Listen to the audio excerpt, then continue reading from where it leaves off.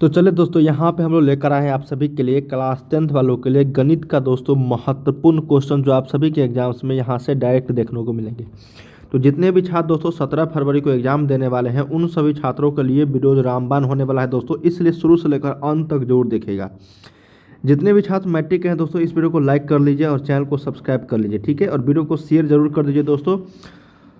चलिए दोस्तों, और बताना कमेंट बॉक्स में कि आप लोग कितना जानते थे, और लास्ट में आप लोगों के लिए होमवर्क क्वेश्चन भी दूंगा जिसका कमेंट बॉक्स में आपको आंसर देना है।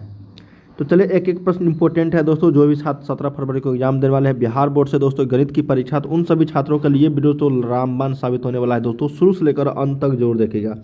हम लोग एक एक प्रश्न को यहाँ पे समझते हुए चलेंगे, ठीक है। चलिए, पहला क्वेश्चन है यहाँ पे दोस्तों कि 6/15 का दशमलव प्रसार होगा। इसी तरीके से काफ़ी सारे ऑब्जेक्टिव और सब्जेक्टिव शॉर्ट और लॉन्ग टाइप क्वेश्चन मैं बताने वाला हूँ। तो जितने भी छात्र नए हैं दोस्तों, चैनल को जरूर सब्सक्राइब करके बेल आइकन को प्रेस कर दीजिए, ठीक है। पहला क्वेश्चन हमारा कि 6/15 का दशमलव प्रसार क्या होगा। तो हम लोग जानते हैं दोस्तों कि P/Q के रूप में अगर कोई संख्या रहती है और Q का मान है ना, नीचे वाला का मान अगर 2 और 5 के रूप का आता है, ठीक है, तो वो आपको शांत होता है। 2 और 5 के रूप का नहीं आता है दोस्तों, नहीं आता है तो वो आपका अशांत कहलाता है, ठीक है, अशांत कहलाता है, ठीक है। लेकिन ये शर्त है दोस्तों, P एवं Q में कोई भी उभयनिष्ठ गुणनखंड नहीं होनी चाहिए, मतलब कोई भी कॉमन दोस्तों नहीं होनी चाहिए, कॉमन है ना, कॉमन नहीं होनी चाहिए। अब जैसे देखो यहाँ पे 6/15 है दोस्तों, 6/15 में कुछ कॉमन है ना। 6/15 में क्या है, 3 कॉमन है दोस्तों, 3 दूनी 6, 3 पंचे 15। अब आया 2/5। अब हम लोग को 2/5 बताओ कौन सी संख्या थी, ये शांत हो जाएगा। क्या हो जाएगा दोस्तों, शांत। अब वैसे निकालोगे 6/15 का, तो देखो ना ये 6 का इसका निकालोगे तो 3 × 5 आ रहा है ना, तो 3 आ रहा है 2 और 5 के अलावा, तो ये अशांत हो जाएगा। लेकिन नहीं, इस दोनों में कोई भी उभयनिष्ठ गुणनखंड नहीं होनी चाहिए। छोटा संख्या है दोस्तों, आप इसको दशमलव भाग दे के भी निकाल सकते हो, लेकिन मैं आपको ये वाला जो मेथड है यही आपको रिक्वेस्ट करूँगा कि आप इसी से बनाना, ठीक है, भाग दे के मत बनाना। चलिए अगला प्रश्न है, पहला का ऑप्शन नंबर ए हो जाएगा। मैंने काफ़ी सारे क्वेश्चन बता रखे हैं दोस्तों आप लोगों को शांत और अशांत वाले पे, नहीं तो आप लोगों को दिक्कत आती है शांत अशांत में पकड़ने में, तो आप मुझे कमेंट करना, मैं एक अलग वीडियो बना दूंगा कि शांत और अशांत कैसे पहचाने, ठीक है। 2 नंबर क्वेश्चन है दोस्तों कि यदि अल्फा बीटा द्विघात बहुपद x² + 7x + 10 के शून्यक हो तो अल्फा प्लस बीटा का होल स्क्वायर का मान जो होगा वो क्या होगा। देखिए ये इक्वेशन दिया गया है x² + 7x + 10, ठीक है। अब कहा गया है दोस्तों हमको कि अल्फा प्लस बीटा का होल स्क्वायर निकालनी है। तो हम लोग जानते हैं दोस्तों यहाँ से अल्फा प्लस बीटा का जो मान होता है वो -b/a के बराबर होता है। तो इसमें मान दे देंगे हम लोग -b/a का, ये होल स्क्वायर हो गया। अब यहाँ पे -b का मान कितना है, -7, और a के मान 1, तो इसका स्क्वायर कर देंगे। तो -7/1 को -7 ही रखेंगे, तो -7 का स्क्वायर कितना हो जाएगा, 49 हो जाएगा। जो ऑप्शन नंबर आपका कहाँ पे है दोस्तों, ऑप्शन नंबर आपको सी में है ना, सी में। तो यही 49 जो है आपका राइट हो जाएगी इस पोलिनोमियल का द्विघात बहुपद का अल्फा प्लस बीटा का होल स्क्वायर का मान। ओके, समझ में आ गया होगा। चलिए अगले प्रश्न की ओर हम लोग बढ़ रहे हैं। 3rd नंबर कहा क्या है दोस्तों कि द्विघात बहुपद x² + 3x + 2 का जो शून्यक होंगे वो क्या होगा। क्या क्वेश्चन है, द्विघात बहुपद x² + 3x + 2 का जो एक शून्यक होगा, सिंपल है, हम लोग क्या करेंगे, इसको गुणनखंड विधि से निकाल लेंगे, है ना। तो ये हो जाएगा 2x²। 2x² को 2 भाग में क्या लिखेंगे दोस्तों, ताकि ये 3x है तो 2x + x लिख सकते हैं, और इसको मल्टीप्लाई करने के बाद ये भी आएगा, तो x² + 2x + x + 2 लिखेंगे, ठीक है।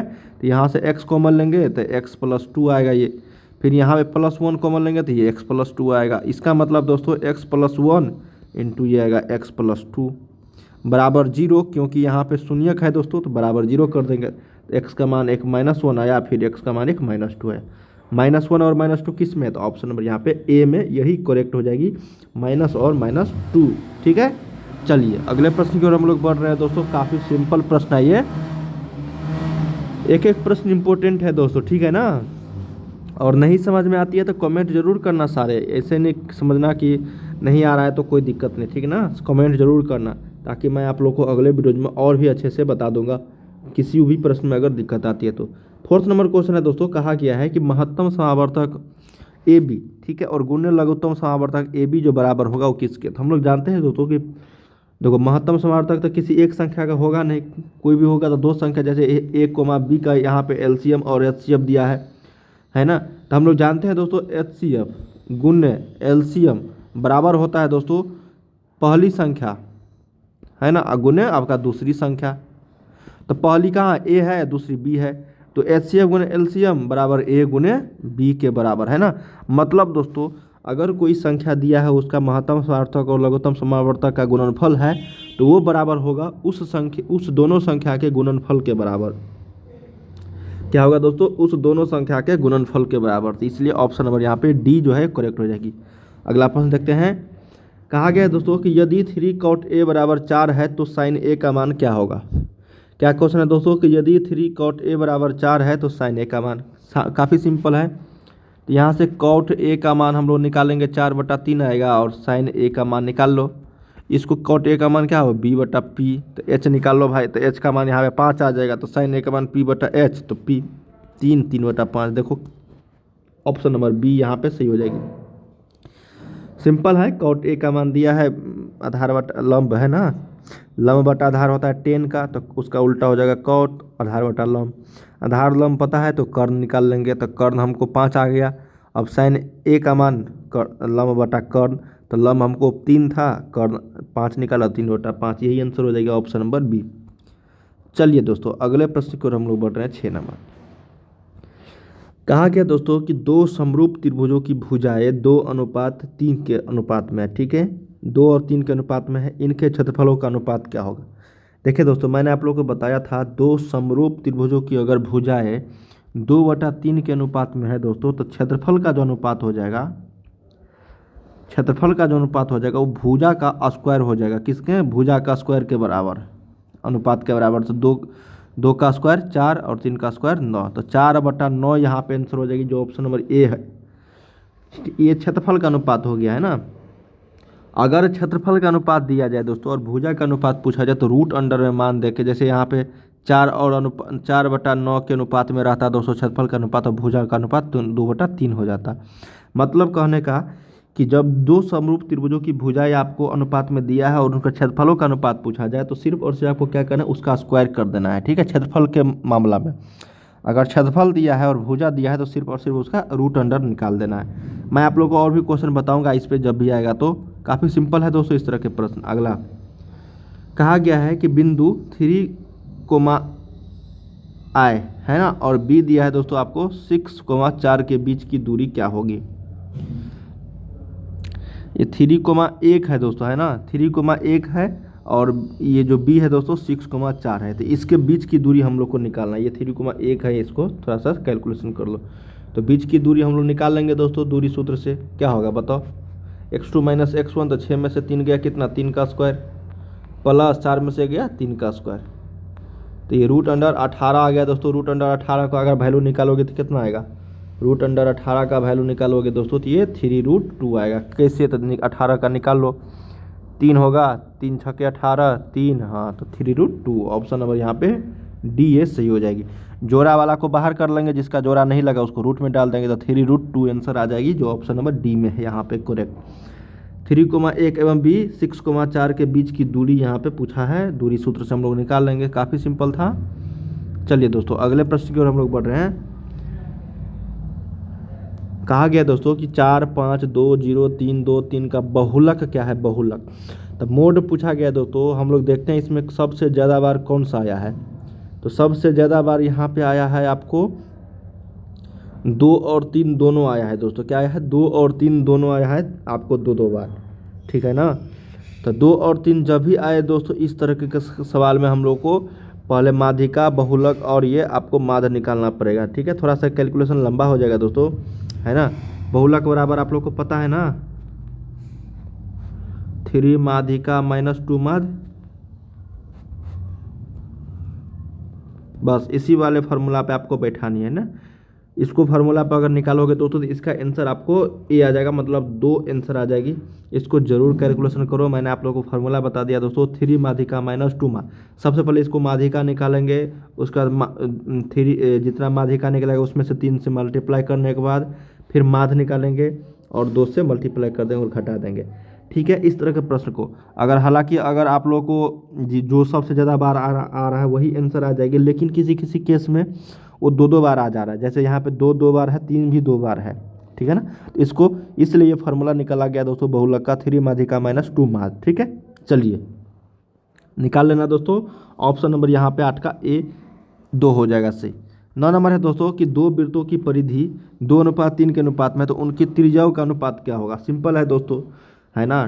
2πr1/2πr2 दिया गया है आपको कितना 2/3, तो 2π से 2π गया था, r1/r2 कितना 2:3 के अनुपात में ही रहेगा। तो ऑप्शन नंबर देखते हैं जी, बिल्कुल सी।